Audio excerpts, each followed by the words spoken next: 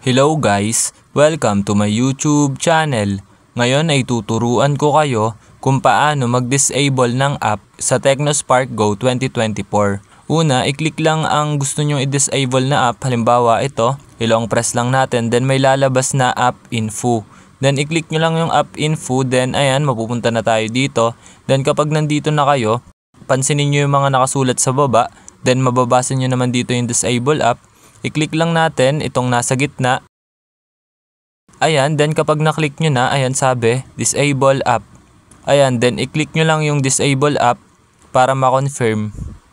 Then para ma-disable na yung app na gusto nyong i-disable dito sa Tecno. Then ayan, na-disable na natin. Kung mapapansin nyo na wala na yung nakasulat dito sa gitna, ibig sabihin na-disable na natin. Ayun lang, thanks for watching. Subscribe me for more videos like this. Thank you!